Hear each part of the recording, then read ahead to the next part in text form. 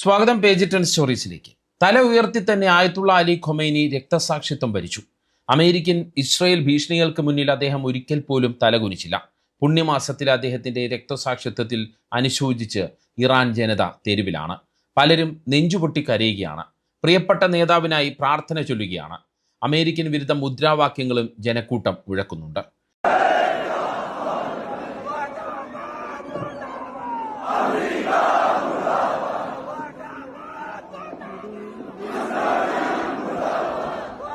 മുപ്പത്തിയാറ് വർഷം രാജ്യത്തെ ഖൊമൈനി സധൈര്യം നയിച്ചു. രാജ്യത്തിന്റെ അഭിമാനം ആർക്കു മുന്നിലും അദ്ദേഹം പണയം വെച്ചില്ല. നേരിട്ട് ആക്രമിക്കാൻ നട്ടല്ലില്ലാത്ത ഇസ്രയേലും അമേരിക്കയും ചതിയിലൂടെ അദ്ദേഹത്തെ കൊന്നു. എങ്കിലും ഇറാൻ കീഴടങ്ങില്ല. കാരണം ഇറാന്റെ ഭരണ സംവിധാനം അങ്ങനെയുള്ളതാണ്. വിനാശകരമായ യുദ്ധം തുടങ്ങിയെന്നാണ് ഇറാൻ റവല്യൂഷണറി ഗാർഡ് കോർപ്സ് പ്രതികരിച്ചിരിക്കുന്നത്. ഇതുവരെ കണ്ടതൊന്നും ഒന്നുമല്ല എന്നാണ് ഇറാൻ സേന നൽകുന്ന മുന്നറിയിപ്പ്. കനത്ത തിരിച്ചടിയാണ് ഈ റവല്യൂഷണറി ഗാർഡ്സ് ഇങ്ങനെ പറഞ്ഞതിന് ശേഷം ഇസ്രയേലിൽ അവർ നടത്തുന്നത് എന്നാണ് നമുക്ക് കിട്ടുന്ന റിപ്പോർട്ട്. അതിനിടെ ഇതുവരെ ആക്രമിക്കപ്പെടാതിരുന്ന ഒമാനിലേക്കും ഇറാൻ ആക്രമണം നടത്തി എന്നുള്ള വാർത്തയും വരികയാണ്. ഇറാൻ ഇസ്രയേൽ സംഘർഷവുമായി ബന്ധപ്പെട്ട ചില പോയിന്റുകൾ പറയാനാണ് ഈ വീഡിയോയുമായി വന്നത്. ഒപ്പം ഈ വീഡിയോ തയ്യാറാക്കുമ്പോഴുള്ള ചില അപ്ഡേറ്റുകളും പറയാം. മധ്യപൂർവേഷ്യയിൽ അമേരിക്കയ്ക്ക് മുന്നിൽ മുട്ടുമടക്കാത്ത ഒരേ ഒരു നേതാവായിരുന്നു ആയത്തുള്ള അലി ഖൊമൈനി. അമേരിക്കയ്ക്കെതിരായ പ്രതിരോധത്തിൻ്റെ മുഖം എന്ന് തന്നെ അദ്ദേഹത്തെ വിശേഷിപ്പിക്കാം. ആ അമേരിക്കൻ ഇസ്രയേൽ വിരുദ്ധത തന്നെ അദ്ദേഹം സ്വന്തം ജനതയ്ക്ക് പകർന്നു നൽകുകയും ചെയ്തു. രാഷ്ട്ര നേതാവ് എന്നതിലുപരി ആത്മീയ നേതാവായും അദ്ദേഹം സ്വന്തം ജനതയ്ക്കായി പൊരുതി, അല്ലെങ്കിൽ അവരെ മുന്നോട്ട് നയിച്ചു. ശനിയാഴ്ച രാവിലെ സ്വന്തം ഓഫീസിൽ ഔദ്യോഗിക കാര്യങ്ങൾ നടത്തുമ്പോഴാണ് അമേരിക്കൻ ആക്രമണം ഉണ്ടാകുന്നത്. ഖൊമൈനിയുടെ മകൾ, മരുമകൻ, ചെറുമകൻ എന്നിവരും ഇതേ ആക്രമണത്തിൽ കൊല്ലപ്പെട്ടതായി ഇറാൻ മാധ്യമങ്ങൾ റിപ്പോർട്ട് ചെയ്യുന്നു. അദ്ദേഹത്തിൻ്റെ വിയോഗത്തെ തുടർന്ന് ഇറാനിൽ 40 ദിവസത്തെ ദുഃഖാചരണം പ്രഖ്യാപിച്ചിട്ടുണ്ട്. എത്ര ആസൂത്രിതമായാണ് ഖൊമൈനിയെ കൊന്നത് എന്നതും ഇസ്രയേൽ വ്യക്തമാക്കുകയാണ്. ഇറാന്റെ ഭരണ നേതൃത്വത്തെ മുഴുവൻ ഇല്ലാതാക്കാനുള്ള നീക്കമാണ് ഇസ്രയേലും അമേരിക്കയും ചേർന്ന് നടപ്പാക്കിയെടുക്കുന്നത്. 30 ബോംബുകൾ തുടർച്ചയായി വർഷിച്ചാണ് ഈ ഭരണ നേതൃത്വത്തെ മൊത്തം, അതായത് ആയത്തുള്ള അലി ഖൊമൈനിയെ ഉൾപ്പെടെ ഭരണ നേതൃത്വത്തെ മൊത്തം കൊന്നത് എന്നാണ് ഇസ്രയേൽ വെളിപ്പെടുത്തിയത്. ഞാൻ നേരത്തെ പറഞ്ഞതുപോലെ ഖൊമൈനിയുടെ കുടുംബാംഗങ്ങൾക്ക് പുറമെ സൈനിക നേതൃത്വം, ഇറാന്റെ സായുധ സേന chief of staff major general Sayyid Abdul Rahim Mousavi, ഇറാന്റെ പ്രതിരോധ മന്ത്രി, ഇസ്ലാമിക് റവല്യൂഷണറി ഗാർഡ് കോർപ്സിലെ മുതിർന്ന കമാൻഡർമാരും ഖൊമൈനിക്കൊപ്പം ഔദ്യോഗിക വസതിയിലുണ്ടായിരുന്നു. ഇവരെല്ലാം ഇസ്രയേലിൻ്റെ ഈ ബോംബാക്രമണത്തിൽ കൊല്ലപ്പെട്ടു. ആയത്തുള്ള അലി ഖൊമൈനിയും അമേരിക്കയും അല്ലെങ്കിൽ ഇസ്രയേലും തമ്മിലുള്ള ശത്രുത പതിറ്റാണ്ടുകൾ നീണ്ട രാഷ്ട്രീയവും പ്രത്യയശാസ്ത്രപരവുമായ കാരണങ്ങൾ കൊണ്ട് നിലനിൽക്കുന്നതാണ്. 1979 ഇസ്ലാമിക വിപ്ലവം ഇറാനിൽ അമേരിക്കൻ പിന്തുണയോടെ ഭരിച്ചിരുന്ന ഷാ ഭരണകൂടത്തെ പുറത്താക്കി ഇസ്ലാമിക റിപ്പബ്ലിക് സ്ഥാപിച്ചതാണ് ഈ ഒരു ശത്രുതയുടെ തുടക്കം. അമേരിക്കയെ ഇറാൻ വലിയ സാത്താൻ എന്നാണ് എപ്പോഴും വിളിച്ചിട്ടുള്ളത്. അതായത് ഈ ഇസ്ലാമിക വിപ്ലവത്തിന് ശേഷം അമേരിക്കയെ വലിയ സാത്താൻ എന്നാണ് ഇറാൻ വിളിക്കുന്നത്. ഇസ്രയേലിനെ ഒരു രാജ്യമായി ഇറാൻ അംഗീകരിക്കുന്നില്ല. ഇസ്രയേലിനെ നശിപ്പിക്കുക എന്നത് ആയത്തുള്ള അലി ഖൊമൈനിയുടെ പ്രധാന വിദേശ നയവുമായിരുന്നു. അമേരിക്കയുടെ ഏറ്റവും അടുത്ത സഖ്യകക്ഷിയായ ഇസ്രയേലിനെതിരെയുള്ള ഇറാന്റെ നിലപാട് അമേരിക്കയെ ഒരുപാടാണ് ചൊടിപ്പിച്ചിട്ടുള്ളത്. പിന്നീട് പറയുന്ന മറ്റൊരു ആരോപണം, അല്ലെങ്കിൽ ഇവർ തമ്മിലുള്ള ശത്രുതയുടെ മറ്റൊരു ഘട്ടം എന്ന് പറയുന്നത് ആയുധ വ്യാപനവും ആണവ പദ്ധതിയുമാണ്. ഇറാന്റെ ആണവ പദ്ധതിയും ബാലിസ്റ്റിക് മിസൈലുകളുടെ വികാസവും ലോക സമാധാനത്തിന് ഭീഷണിയാണ് എന്നാണ് അമേരിക്ക പറയുന്നത്. അത് അവരുടെ വേർഷനാണ്. ഇതിനെ തുടർന്ന് അമേരിക്ക ഇറാനുമേൽ കടുത്ത സാമ്പത്തിക ഉപരോധങ്ങളാണ് ഏർപ്പെടുത്തിയിരുന്നത്. അതായത് അമേരിക്കയുടെ കയ്യിലും ഇസ്രയേലിൻ്റെ കയ്യിലും എല്ലാ തരത്തിലുമുള്ള ആയുധങ്ങളുമുണ്ട്. പക്ഷേ മറ്റൊരാളെ അത് വികസിപ്പിക്കാൻ അമേരിക്കയും ഇസ്രയേലും സമ്മതിക്കില്ല. അങ്ങനെ വികസിപ്പിച്ചാൽ അവർ ഈ മേഖലയ്ക്ക് ഭീഷണിയാണ് എന്ന് പറഞ്ഞുകൊണ്ട് ആദ്യം ഇറാഖിനെതിരെ അവർ എങ്ങനെയാണോ നീങ്ങിയത് അതുപോലെ തന്നെ ഇപ്പോൾ ഇറാനെതിരെ നീങ്ങുന്നു. ലെബനനിലെ ഹിസ്ബുള്ള, ഗാസയിലെ ഹമാസ്, യമനിലെ ഹൂത്തികൾ തുടങ്ങിയ സായുധ സംഘങ്ങൾക്ക് ഇറാൻ നൽകുന്ന പിന്തുണയും അമേരിക്കയെ ചൊടിപ്പിക്കുന്ന മറ്റൊരു കാര്യമാണ്. ഈ ഗ്രൂപ്പുകളുടെ പിന്തുണ രീതിയിലേക്ക്, അല്ലെങ്കിൽ ഈ ഗ്രൂപ്പുകളെ ഇറാനൊപ്പം ചേർത്ത് നിർത്തിയ ഇറാൻ്റെ നയം, അങ്ങനെ ഒരു നയം രൂപീകരിച്ചത് ആയത്തുള്ള അലി ഖൊമൈനിയുടെ ബുദ്ധിയാണ്. ഇതും ഈ അമേരിക്കയുടെ ശത്രുതയ്ക്ക് പ്രധാനപ്പെട്ട ഒരു കാരണമാണ്. അത് ഇസ്രയേലിന് വേണ്ടിയുള്ള ശത്രുതയാണ് എന്നുള്ളതാണ് മറ്റൊരു പ്രധാനപ്പെട്ട കാര്യം. പശ്ചിമേഷ്യയിൽ അമേരിക്കയുടെ സാന്നിധ്യം പൂർണ്ണമായും അവസാനിപ്പിക്കണമെന്ന ഖൊമൈനിയുടെ ഉറച്ച നിലപാട് ഇരു രാജ്യങ്ങളും തമ്മിലുള്ള നയതന്ത്ര ബന്ധം പൂർണ്ണമായും തകരാനും കാരണമാക്കിയിട്ടുണ്ട്.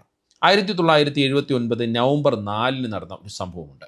ഇറാനിലെ വിദ്യാർത്ഥി പ്രക്ഷോഭകാരികൾ ടെഹ്റാനിലെ അമേരിക്കൻ എംബസി പിടിച്ചെടുക്കുകയും 52 അമേരിക്കക്കാരെ ബന്ദികളാക്കുകയും ചെയ്തു. അതായത് അതിനു മുമ്പ് 1979 ഇസ്ലാമിക വിപ്ലവത്തിന് മുമ്പ് ഇറാൻ ഭരിച്ചിരുന്നത് അമേരിക്കയ്ക്ക് താല്പര്യമുള്ള ഷാ ഭരണകൂടമായിരുന്നു.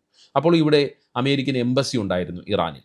അങ്ങനെയുള്ള എംബസിയിലേക്ക് ഒരു സുപ്രഭാതത്തിൽ ഇറാൻ്റെ ഈ റവല്യൂഷണറി ഗാർഡുമായിട്ടൊക്കെ ബന്ധപ്പെട്ടുള്ള വിപ്ലവകാരികളായിട്ടുള്ള കുട്ടികൾ കടന്നു കയറി.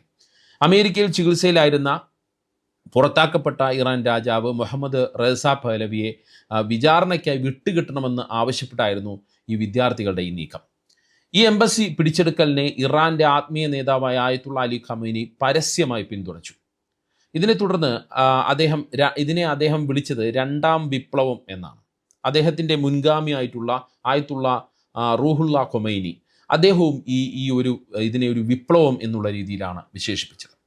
444 ദിവസങ്ങൾ നീണ്ട ഈ പ്രതിസന്ധി, അതായത് ഈ 52 അമേരിക്കക്കാരെ ബന്ദികളാക്കിയത് 444 ദിവസമാണ്. അമേരിക്കയെ സംബന്ധിച്ചിടത്തോളം വലിയ നാണക്കേടുണ്ടാക്കിയ സംഭവമാണ്. അതായത് അമേരിക്ക പലതരത്തിലുള്ള കമാൻഡോ ഓപ്പറേഷൻസുകൾ നടത്തിയിട്ട് പോലും ഈ ബന്ദികളെ മോചിപ്പിക്കാൻ കഴിഞ്ഞില്ല എന്നുള്ളത് അമേരിക്കയ്ക്ക് വലിയ നാണക്കേട് ആയ സംഭവമാണ്. 1981 ജനുവരി 20 ഈ ഒരു പ്രതിസന്ധി അവസാനിച്ചത് ഈ ബന്ദികളെ മോചിപ്പിച്ചത്. ഈ സംഭവം അമേരിക്കയും ഇറാനും തമ്മിലുള്ള നയതന്ത്ര ബന്ധത്തെ പൂർണ്ണമായും ഇല്ലാതാക്കി. ഇത് ഇന്നും തുടരുന്ന കടുത്ത ശത്രുതയുടെ പ്രധാന കാരണങ്ങളിൽ ഒന്നാണ്. അമേരിക്ക ഇത്രയധികം, ഞാൻ നേരത്തെ സൂചിപ്പിച്ചതുപോലെ, ഇത്രയധികം നാണം കെട്ട മറ്റൊരു സംഭവം ഇല്ലെന്ന് തന്നെ പറയാം. വിയറ്റ്നാമിനോട് തോറ്റതുപോലെ അമേരിക്ക തോറ്റു പിന്മാറിയ ഒരേ ഒരു രാജ്യം ഇറാനായിരുന്നു. അതിന് പ്രധാന പ്രേരക ശക്തിയായി മാറിയ ആൾ ആയത്തുള്ള ഖൊമേനി ആയിരുന്നു. ഇതാണ് അമേരിക്കയ്ക്ക് ആയത്തുള്ള അലി ഖൊമേനി എന്ന ഈ ആത്മീയ നേതാവിനോടുള്ള വിരോധം. 36 വർഷമാണ് അദ്ദേഹം ഇറാനെ നയിച്ചത്. ആയത്തുള്ള അലി ഖൊമേനി കൊല്ലപ്പെട്ടാലും ഇറാൻ്റെ ഭരണ സംവിധാനം പെട്ടെന്ന് തകരാത്ത രീതിയിലാണ് രൂപകൽപ്പന ചെയ്തിരിക്കുന്നത് എന്നതും നമ്മൾ മനസ്സിലാക്കണം. ഇറാൻ എന്ന് പറയുന്നത് ഒരു ഇസ്ലാമിക റിപ്പബ്ലിക്കാണ്. ഇറാനിൽ ജനാധിപത്യമാണ് നിലനിൽക്കുന്നത്. ആത്മീയ നേതാവിന് താഴോട്ടെല്ലാം ജനാധിപത്യ രീതിയിലാണ് കാര്യങ്ങൾ പോകുന്നത്. ഇറാനിലെ ഭരണഘടനാപരമായ ഒരു ക്രമീകരണം നമ്മൾ നോക്കുകയാണെങ്കിൽ ഇറാൻ്റെ ഭരണഘടനയ്ക്കനുസരിച്ച് പരമോന്നത നേതാവ് മരണപ്പെട്ടാൽ 88 അംഗങ്ങളുള്ള അസംബ്ലി ഓഫ് എക്സ്പേർട്സ്, അതായത് ഉന്നതതല സംഘം, ഉടനടി യോഗം ചേർന്ന് പുതിയ നേതാവിനെ തിരഞ്ഞെടുക്കണം. പുതിയ നേതാവിനെ തീരുമാനിക്കുന്നത് വരെ, അതായത് ഈ നടപടിക്രമങ്ങൾ പൂർത്തിയാകുന്നത് വരെ പ്രസിഡന്റ്, ചീഫ് ജസ്റ്റിസ്, ഗാർഡിയൻ കൗൺസിലിലെ ഒരു അംഗം എന്നിവരടങ്ങുന്ന സമിതിക്കായിരിക്കും ചുമതല. പിന്നീട് ഇറാൻ്റെ ഭരണ സംവിധാനം വ്യക്തി കേന്ദ്രീകൃതമല്ല എന്നുള്ളതാണ് മറ്റൊരു കാര്യം നമ്മൾ മനസ്സിലാക്കാനുള്ളത്. മറിച്ച് Islamic revolutionary guard corps, guardian council തുടങ്ങിയ ശക്തമായ ഘട്ടം ഘട്ടമായിട്ടുള്ള ഒരു ഘടനയിലൂടെയാണ്, അതിലധിഷ്ഠിതമായിട്ടാണ് ഇത് മുന്നോട്ട് പോകുന്നത്. അതുകൊണ്ട് ആരെങ്കിലും കൊല്ലപ്പെട്ടാൽ, ആയത്തുള്ള അലി ഖൊമേനി കൊല്ലപ്പെട്ടത് കൊണ്ട് ഇറാൻ തകർന്നു എന്ന് ഏതെങ്കിലും മൂഢന്മാർ വിശ്വസിച്ചിട്ടുണ്ട് എങ്കിൽ അത് ശരിയല്ല. കാരണം അവരുടെ ഘടന അങ്ങനെയാണ്. അതായത് ഇപ്പോൾ നമ്മൾ പറഞ്ഞു കേൾക്കുന്നത് 2 പേരുകളാണ്. ഈ ആയത്തുള്ള അലി ഖൊമേനിക്ക് പകരം വരുന്ന ആൾക്കാരായി പറഞ്ഞു കേൾക്കുന്നത് 2 പേരുകളാണ്. മുസ്തഫ ഖൊമേനി എന്ന് പറയുന്നത് ആയത്തുള്ള അലി ഖൊമേനിയുടെ 2ാമത്തെ മകനാണ്. ഇദ്ദേഹത്തിന് ആണ് നിലവിൽ ഏറ്റവും കൂടുതൽ സാധ്യത കൽപ്പിക്കപ്പെടുന്നത്. ദീർഘകാലമായി ആയത്തുള്ള അലി ഖൊമേനിയുടെ നിഴലായി പ്രവർത്തിക്കുന്ന ഒരാളാണ് അദ്ദേഹം. ഇറാൻ്റെ അധികാര കേന്ദ്രങ്ങളിൽ വലിയ സ്വാധീനമുള്ള വ്യക്തിയുമാണ് ഈ മുസ്തഫ. ഇറാൻ്റെ ഇസ്ലാമിക് റവല്യൂഷണറി ഗാർഡ് കോർപ്സിൻ്റെ ശക്തമായ പിന്തുണ മുസ്തഫയ്ക്കുണ്ട്.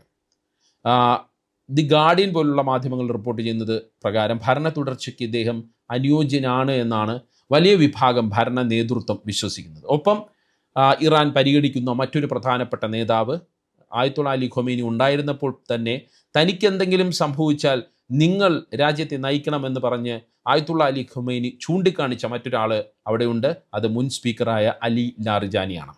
അദ്ദേഹത്തെയും ആത്മീയ നേതാവ് എന്നുള്ള സുപ്രീം ലീഡർ എന്നുള്ള നിലയിൽ പരിഗണിക്കുന്നുണ്ട്.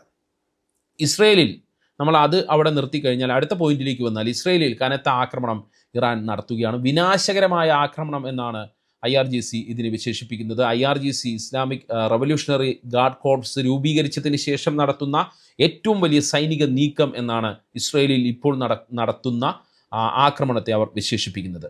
ഇന്നലെ രാത്രിയും ഇന്ന് പുലർച്ചെയുമായി ഇറാൻ ഇസ്രയേലിലേക്ക് ഏകദേശം 150ഓളം ബാലിസ്റ്റിക് മിസൈലുകളും ഡ്രോണുകളും തൊടുത്തുവിട്ടിട്ടുണ്ട്. ഇതിനെ ഓപ്പറേഷൻ ട്രൂത്ത്ഫുൾ പ്രോമിസ് 4 എന്നാണ് ഇറാൻ വിശേഷിപ്പിക്കുന്നത്. ടെല്ലവീവിൽ മിസൈൽ പതിച്ച് ഒരു സ്ത്രീ കൊല്ലപ്പെട്ടിട്ടുണ്ട് എന്നുള്ളതാണ് നമുക്ക് കിട്ടുന്ന വിവരം. ഒപ്പം 500ഓളം പേർക്ക് ഇസ്രയേലിൽ പരിക്ക് പറ്റിയിട്ടുണ്ട്. 21 പേരുടെ പരിക്ക് ഗുരുതരമാണ് എന്നും ഈ ടെല്ലവീവ് മേഖലയിലാണ് ഏറ്റവും കൂടുതൽ ആൾക്കാർക്ക് പരിക്കേറ്റത് എന്നും ഇസ്രയേലിൻ്റെ അടിയന്തര സേവന വിഭാഗമായ മഖൻ ഡേവിസ് അഡോം അറിയിക്കുന്നു. ടെല്ലവീവിലെ ജനവാസ മേഖലയിലും കെട്ടിടങ്ങളിലും മിസൈൽ പതിച്ചിട്ടുണ്ട്. ഒരു കെട്ടിടം ഭാഗികമായി തകരുകയും തീപിടുത്തമുണ്ടാകുകയും ചെയ്തിട്ടുണ്ട്. വലിയ രീതിയിലുള്ള മിസൈൽ വർഷമാണ് ഇറാൻ ടെല്ലവീവ് കേന്ദ്രീകരിച്ച്, ഹൈഫ കേന്ദ്രീകരിച്ച് ഇസ്രയേലിൻ്റെ മുകളിലൂടെ നടത്തുന്നത് എന്നുള്ളതാണ് നമ്മൾ മനസ്സിലാക്കേണ്ടത്.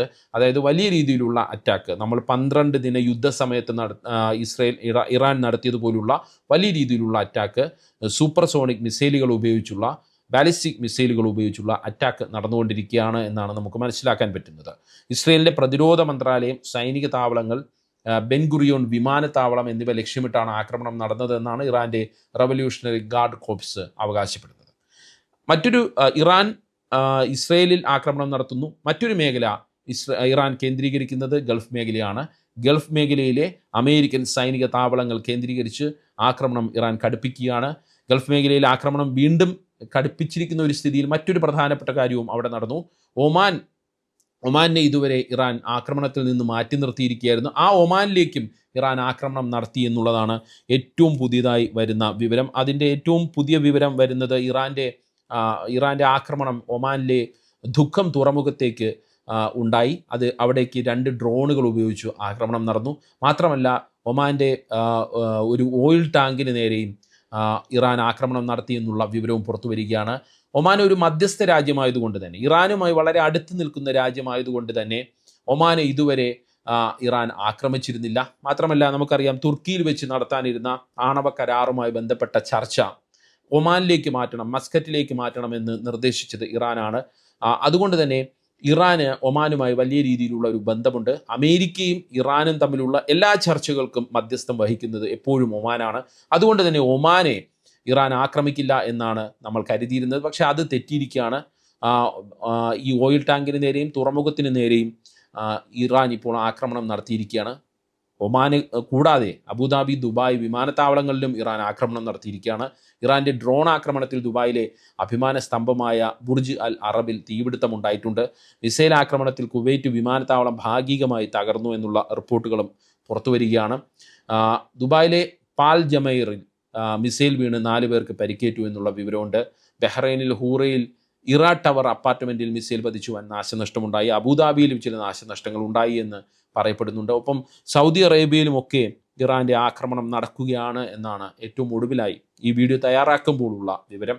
അമേരിക്കയും ഇസ്രയേലും തീരുമാനിച്ച ചില കാര്യങ്ങൾ ഇറാനിൽ നടക്കുന്നു എന്നുള്ളതാണ് നമുക്ക് വിലയിരുത്താൻ കഴിയുക. അതായത് ആദ്യം പ്രധാനപ്പെട്ട നേതാക്കളെ കൊല്ലുക, അതിനുശേഷം ഇറാൻ്റെ മിസൈൽ ശക്തിക്ക് ആഘാതമുണ്ടാക്കുക. ഇറാൻ്റെ മിസൈൽ ശക്തിയാണ് ഇസ്രയേൽ ഏറ്റവും അധികം പേടിക്കുന്നത്. അവരുടെ ബാലിസ്റ്റിക് മിസൈൽ ശക്തിയാണ് ഇസ്രയേൽ ഏറ്റവും അധികം പേടിക്കുന്നത്. അതിനെ തകർക്കുക, അതിനു വേണ്ടിയുള്ള ശ്രമങ്ങളാണ് ഇപ്പോൾ ടെഹ്റാനിൽ നടക്കുന്ന ആക്രമണത്തിലൂടെ ഇസ്രയേൽ നടത്തിക്കൊണ്ടിരിക്കുന്നത്. പക്ഷേ അവർ പരാജയപ്പെടുകയാണ് എന്നാണ് അവിടെ നിന്നുള്ള റിപ്പോർട്ടുകൾ സൂചിപ്പിക്കുന്നത്. കാരണം ഈ ഇസ്രയേലിൻ്റെ അമേരിക്കയുടെ ആക്രമണത്തെ നേരത്തെ മുൻകൂട്ടി കണ്ട് പല മുന്നൊരുക്കങ്ങളും ഇറാൻ അവിടെ നടത്തിയിട്ടുണ്ട്. കോൺക്രീറ്റ് പാളികൾ കൊണ്ട് ഈ മിസൈൽ ശേഖരങ്ങൾ, അല്ലെങ്കിൽ മിസൈൽ സിറ്റി എന്ന് ഇറാൻ വിളിക്കുന്ന ആ ഭാഗങ്ങൾ അവർ അടച്ചിട്ടുണ്ട്. അങ്ങനെയുള്ള നീക്കങ്ങൾ ഇറാൻ്റെ ഭാഗത്ത് നിന്ന് മുന്നൊരുക്കങ്ങളായി നടത്തിയിട്ടുണ്ട്.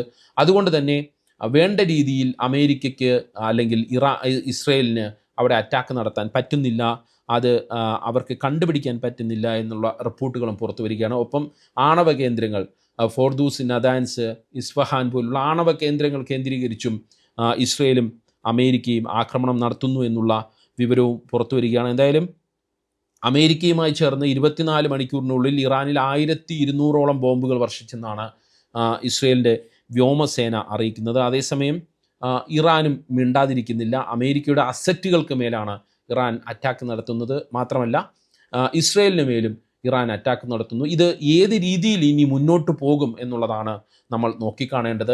ചില നയതന്ത്ര വിദഗ്ധരൊക്കെ പറയുന്നത് ആയത്തുള്ള അലി ഖൊമൈനി കൊല്ലപ്പെട്ടുവല്ലോ, അതുകൊണ്ട് തന്നെ പെട്ടെന്ന് തന്നെ യുദ്ധം നിൽക്കും, യുദ്ധത്തിനൊരു അവസാനം ഉണ്ടാകും എന്നാണ് അവരൊക്കെ വിലയിരുത്തുന്നത്. പക്ഷേ ഇപ്പോഴത്തെ ഒരു പോക്ക് കണ്ടിട്ട് അത് അങ്ങനെ ഉണ്ടാകുമെന്ന് തോന്നുന്നില്ല. കാരണം ഇറാൻ പ്രതികാര ബുദ്ധിയോടുകൂടി വലിയൊരു യുദ്ധത്തിലേക്ക് ഇറാൻ നടന്നെടുക്കുകയാണ്, അല്ലെങ്കിൽ ഇറാൻ ആ യുദ്ധം നടത്തുകയാണ്. അത് അവരുടെ വിദേശകാര്യമന്ത്രി അബ്ബാസ് അരാക്ചി തന്നെ വ്യക്തമാക്കിയിട്ടുണ്ട്.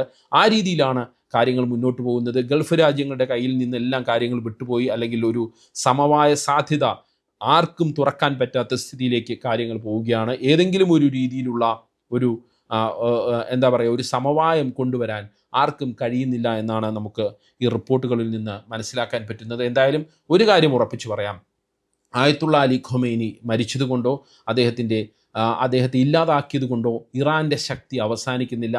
അവർ അവസാനം വരെയും പോരാടും എന്നുള്ള കാര്യം ഉറപ്പാണ്. അതാണ് ഒരു പേർഷ്യൻ സംസ്കാരം, അല്ലെങ്കിൽ ഒരു പേർഷ്യൻ പോരാട്ട വീര്യം എന്ന് തന്നെ നമുക്ക് പറയാം. എന്തായാലും ഇതാണ് ഈ വീഡിയോ തയ്യാറാക്കുന്നത് വരെയുള്ള അപ്ഡേഷൻ.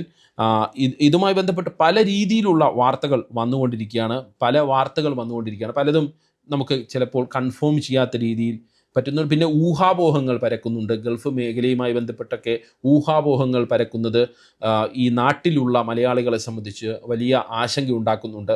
അങ്ങനെ ഊഹാപോഹങ്ങൾ പരക്കാതിരിക്കാൻ എല്ലാവരും ശ്രദ്ധിക്കണമെന്നുകൂടി ഈ ഒരു അവസരത്തിൽ പറയാനുണ്ട്. എന്തായാലും മറ്റു പുതിയ അപ്ഡേറ്റുകളുമായി വീണ്ടും എത്താം. നന്ദി, നമസ്കാരം.